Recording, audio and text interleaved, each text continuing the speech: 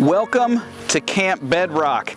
Yep, we finally got Wilmaaa Phase 1 built and ready for a little further exploration from home, and we are excited to get her out and doing that. I'm going to show you more in here in just a little bit, but upfront contract, these legs don't see a whole lot of sun too doggone often, so it's not a bad white balance. They're just white. Here we go.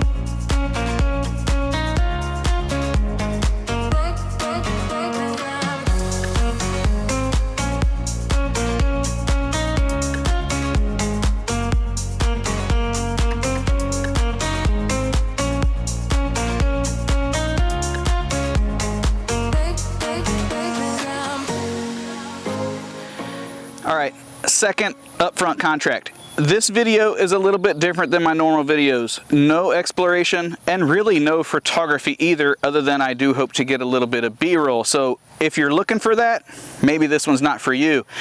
I wanted to share this anyway though, because a lot about landscape photography and exploring is staying overnight and making accommodations for when you find yourself very remote. So I wanted to share what Alana and I have done to be able to do just that. So with that out of the way, the first thing I'm going to share with you is our ARB awning that we went with here. Now, the reason we went with an ARB brand is we've had a history with this before. We had this on a trailer that I made a few years ago. We called it Ehu, which is Cherokee for home. And we were really happy with the quality and how it held up. It's very light, it's very easy to set up, and then it, even though it's really easy and what feels like very light, it somehow miraculously holds up to wind very well. The extra addition on Wilmaaa that we added for this is we added this screened in room on it. And that's because we get a lot of bugs and mosquitoes. You probably see some bugs flying around now with all the humidity we get. And we wanted a retreat from that. As well as the tent we went with, while it's large, it doesn't give us a good place to hide if the weather kind of turns poor, you want to play some cards or just hang out at camp or something during the day. So this gives us a nice room. It's all metric measurements, so I'll put in the screen below, but this is a 2000 millimeter by 2500 millimeter. That works really well with Wilmaaa's 5.5 foot, I'm mixing measurement units up on you, but 5.5 foot bed. It works really well. It's behind the door and then extends almost to the back of the tailgate. Inside the room here, one modification that we made, hopefully you'll be able to see this, is we added a shower curtain rod right there kind of in the center. And the reason we did that, this is preemptive. So for us, the height 80 inches was about right. And it's just a twist, extend, and then tighten back up. There's actually, this room bolts up and it almost gives you two rooms here. But the way it works, the ceiling is left quite flat. And I was worried about quite a bit. When I say humidity here, we get so much dew overnight as temperature crosses the dew point that it's almost like it rained. It's very, very thick and heavy, and I worried about sagging and puddling up there with it. So by putting that rod in the center and telescoping it up, it kind of makes it poke up in the center, and hopefully it's going to help us drain water. So that's the awning. Like I say, this has been on here for some time, and it's actually, we've been using it as a tent until the rooftop tent arrived, and I'm going to show you that right now. All right, our rooftop tent that we selected, it's kind of a hybrid and interesting path. I follow Cascadia Vehicle Tents, or CVT, and I have for some time from a former life where Alana and I were in a lot of off-roading. And again, we had a trailer and we've been previous rooftop tent owners. And they posted this up. This is actually made by the Bush Company, and it's called a Black Series Max. They have another version, I think it's just the I don't know what it's called actually. I'll put it down below, where it's essentially half of this tent, meaning that only the lower part clamshells up and it's fabric. The Black Series Max that we purchased also has almost 2 tents in one. So that second story, if you will, that kind of pops up and goes up there was the feature that was the final push that made us select this tent. So here's why. Our last tent that we had was a clamshell all fabric tent. The really cool thing about those fabric tents is when they open up, you essentially double the square footage in that. In fact, it was a queen size bed in width and 2 feet longer than a king size bed in length in that old tent. That being said, the fabric and the way it pulls down and you wrap it with the cover and everything, it's kind of cantankerous and it's not a really quick setup.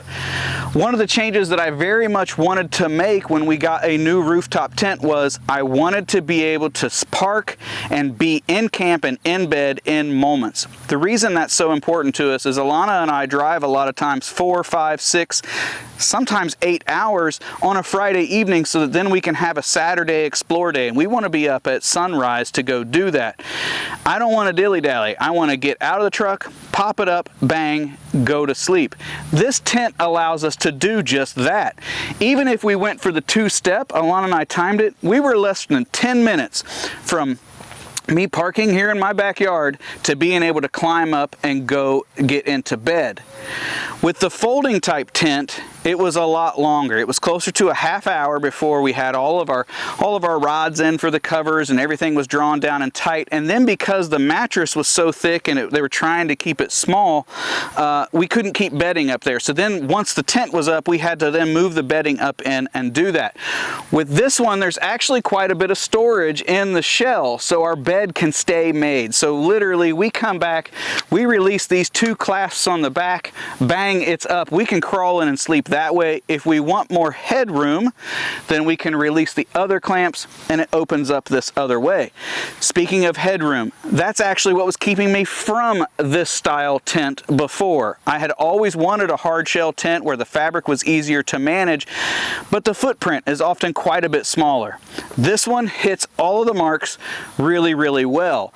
It's about 50 to 51 inches wide inside, and then it's a normal bed length long. I'll show you a few pictures or some in the B-roll, but you can see we actually have a double sleeping bag as our bedding arrangement up in there. And our pillows and everything else can stay right up in there. It's ready to go.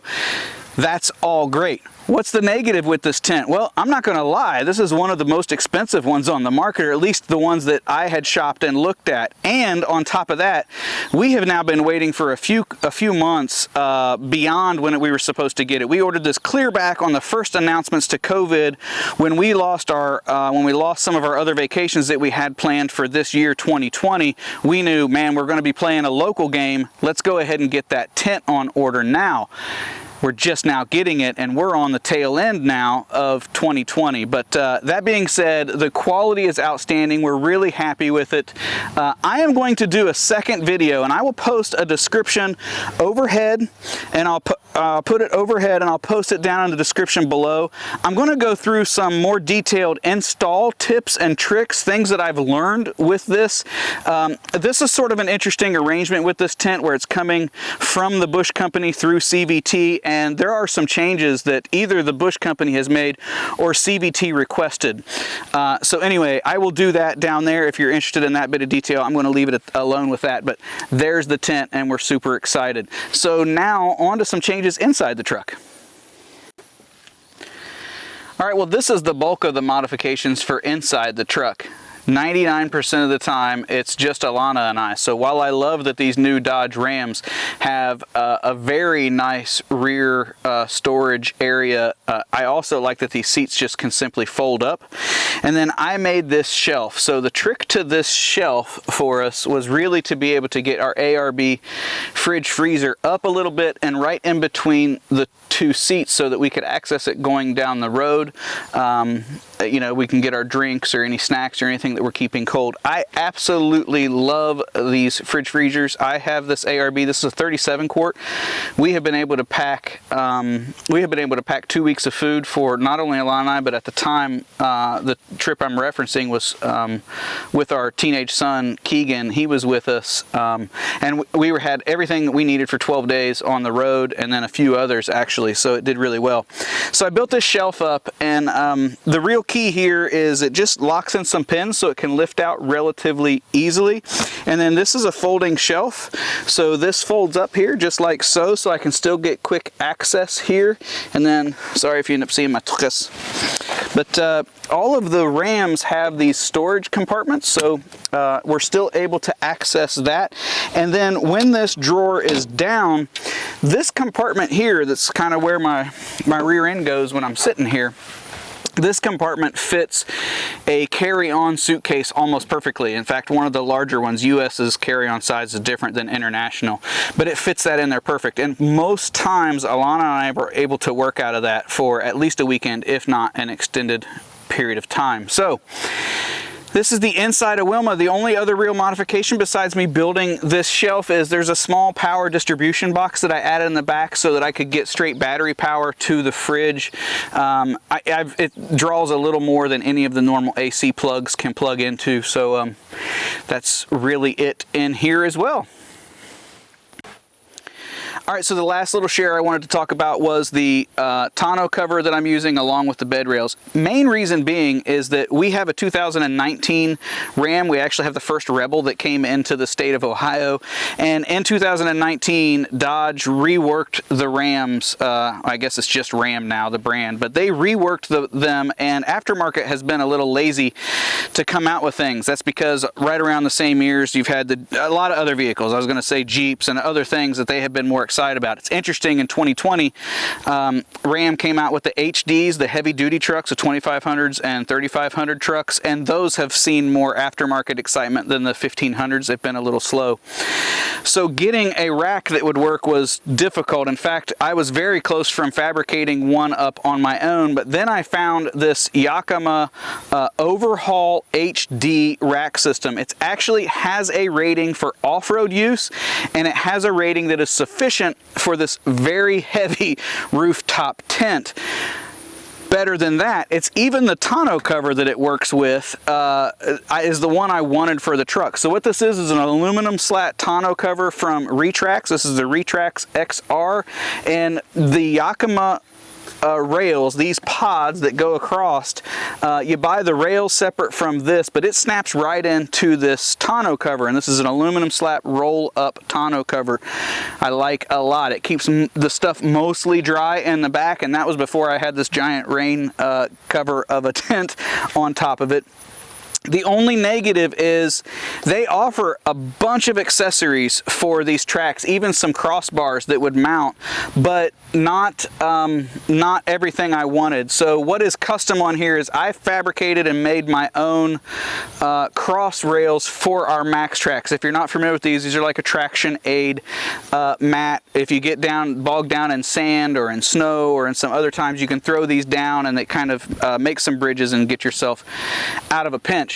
So I wanted to be able to use these posts, lock it in place, and the crossbar that comes with this rack, you just kind of put them up in there. They tried to make it generic, which makes sense from a manufacturing perspective for them, but I didn't like the basically Velcro straps that would have had them in. I wanted to use these better posts.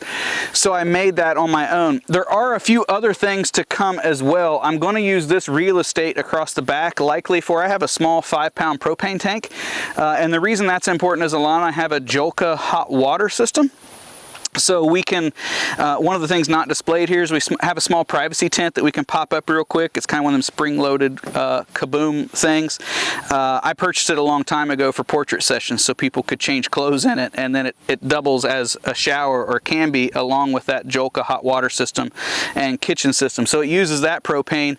And then also there's some ways that I can get heat up in the tent for when we're using it in the winter with a small Mr. Buddy. So I want to get that propane tank in here, and I also have an air tank to air up the tires if we get into a place where we need to air down a little bit. I want to get on the other side. So that's the really only other modification other than filling the bed up with stuff. I mentioned that this is not our first time with what this is called kind of an overlanding setup. That's a sport and hobby if you're not familiar with it. Alana and I have been involved with this for quite some time in the past, and we wanted to do this. The truth is, we're probably going to lift the truck someday a little bit, but we're going to wear these tires out. Most of the time, forestry roads are in pretty good shape other than a washout or a gully. So we're just being a little more prepared, but I think we're in pretty good shape there. So that's it. As I mentioned, a very different video. Thanks for being patient. I wanted to share kind of how we get around, not just the pictures, not just everything. This is how Alana and I travel.